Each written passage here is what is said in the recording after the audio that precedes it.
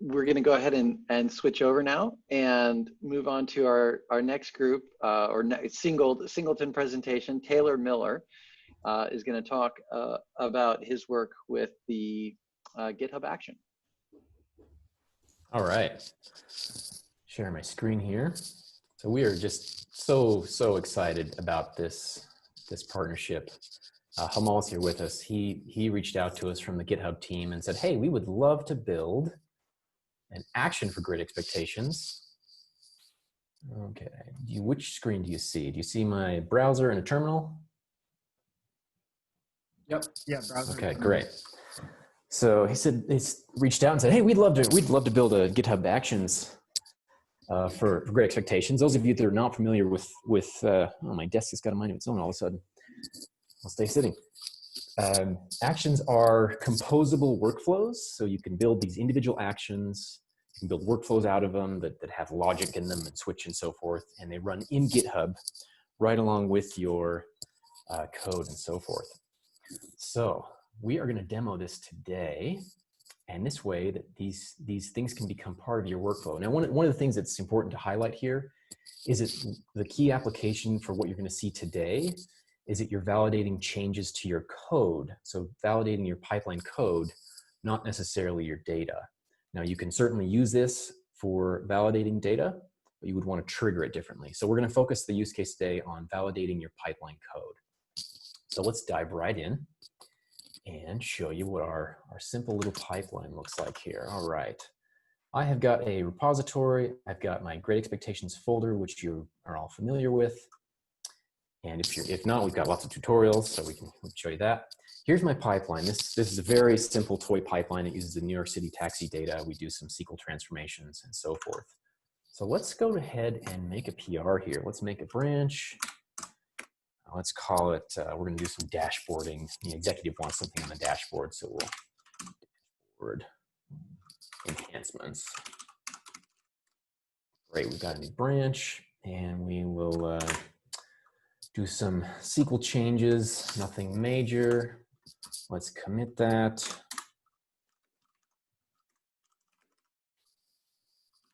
Dashboard updates.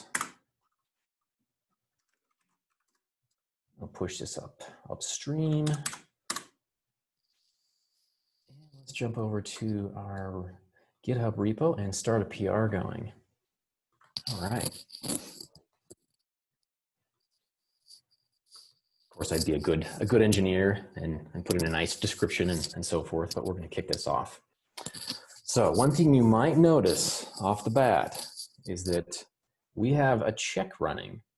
PR, Great Expectations validation on pull request. So this is where it gets very exciting. So, oh, I was going to show you the expectations we have in here, just so you can see those. Let's build our docs real quick. And these would have been set up beforehand. Oh, here we go. All right, so the one that we're particularly interested on is our locations demo. So we have, it's a small suite, eight expectations, 3 columns. We're looking at some aggregates here. Values must never be null. We have a distribution that we expect to see, some null checks, and then some just basic sanity checks. So we do have some expectations there. Again, Great Expectations, we believe that your pipeline test should live with your pipeline code. So this is all part of the repo. It's all committed. And we have this action running. Okay, let's look at this check in detail. So we jump over here and we can see this action running. So this is a GitHub workflow that's composed of a number of actions. These are the 5 or 6 actions you see here. And the one that we will be talking about in detail is this one near the bottom, run Great Expectations checkpoints. This takes a few minutes to run. So while this is running, I'd like to show you how this is built. Okay, so in your repository, you will have a YAML file that defines your workflows that GitHub runs. You'll see, of course, there's a few things that are important to note. That we're using GitHub secrets, which is a very secure and good way to manage secrets. So this pipeline is running in an RDS instance on AWS.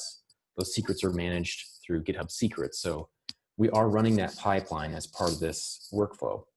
But let's just look at a couple of these actions. So we clone the repo, we run our pipeline on, in a staging environment. We then do the most exciting part. We run our Great Expectations checkpoint action. And there's lots and lots of details about how to set this up in different ways on the actions repo. But essentially, we're going to specify the checkpoint that we want to run. And if we jump back over here, Great Expectations checkpoint list, we will see we have a few checkpoints.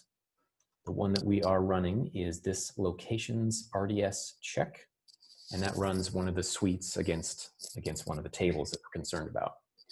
So this is how we have configured our Great Expectations action to run. We also have some lovely Netlify integration here that will publish the data docs to Netlify. And then a very slick thing that Hamel put together is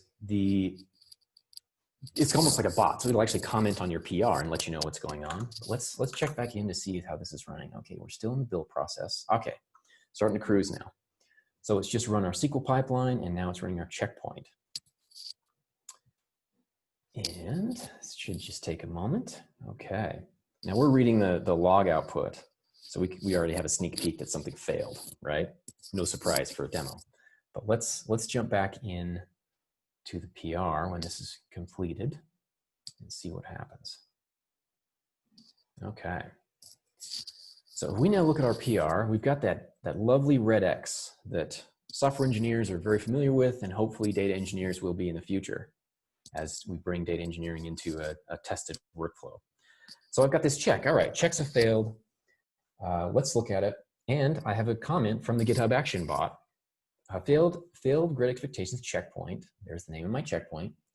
There's the GUID, or the hash for that commit.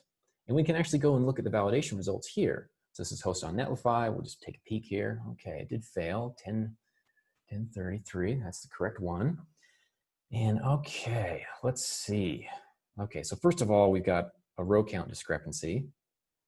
We expected fewer rows than we got. We ended up with 40 something.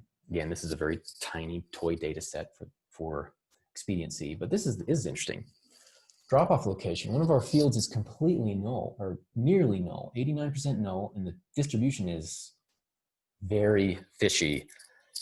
Whenever you see a distribution as a data person that everything is equal, something is fishy, or that's a very automated process. So that tells us that between the row counts and the distribution, we probably screwed up our join. So here we can see, we can go and start debugging. We'd probably engage a teammate if this was more complicated, but we can see like, okay, we've screwed up our join.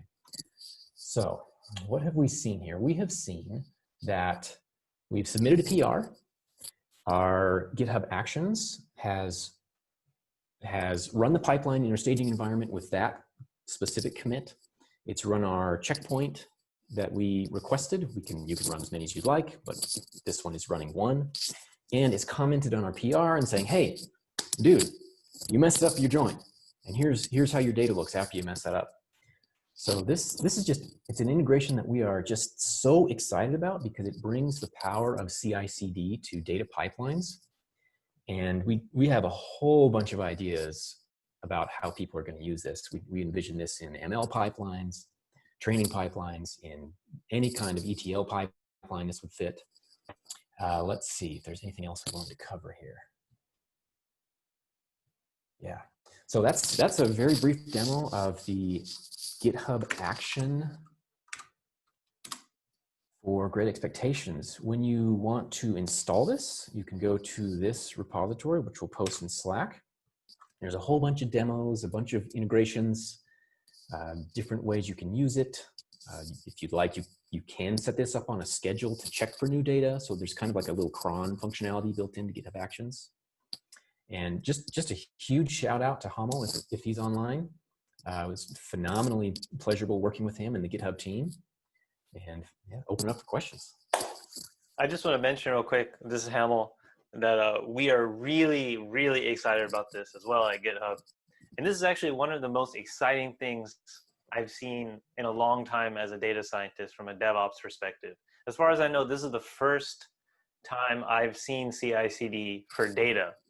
A lot of times we see CI/CD for code, to run unit tests, but this is incredibly useful. We're already using this internally also at GitHub. It's incredibly useful. And I've heard from a lot of people that are using GitHub that they're also excited about this. So really hats off to Great Expectations team for creating something that can enable this type of workflow. I just want to mention one more thing. So you might be wondering, like, about your data might be private behind your own firewall or your own, VPN or something like that. You might be wondering, like, how does this work with that? So one thing that GitHub Actions provides you is the ability to run your own self-hosted runners. So GitHub will host action runners for you in the cloud by default, but you can run your own Actions runtime in your own data center or on your bare metal. And that can be running in a place that can connect to your data in case you have private data. So I just want to mention that. Excellent demo, by the way. It's really great. Great. Let's open up to questions.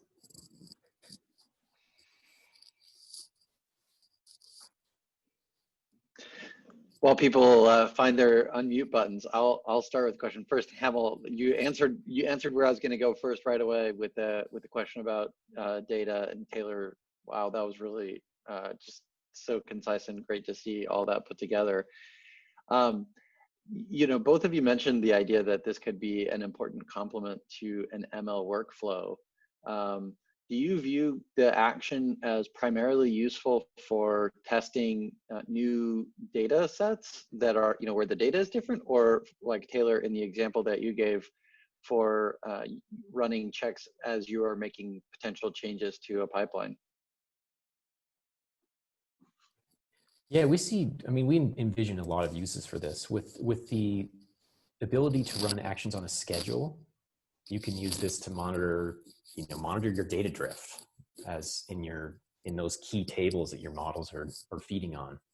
So if you don't have Great Expectations embedded in a pipeline, kind of like Heineken is showing us, you can have Great Expectations running adjacent to your pipeline and still getting all the value by having it reach into that materialized data on a scheduled or triggered basis and checking that to make sure you're not about to do some ML atrocities. Yeah, I agree with that. And there's one thing that Taylor and I hacked on for a bit, but we didn't include here because it's actually a separate sort of product, which is, so you might be thinking, hey, not all Great Expectations failure will happen as a result of a change to pipeline code. Like, your data can break regardless of whether or not you're changing your pipeline, which is true. So it is also possible using GitHub Actions to automatically open an issue on a repository if something in your pipeline breaks. That might be something that we show an example of later on, but it's definitely possible, kind of in this very similar fashion to what you see here.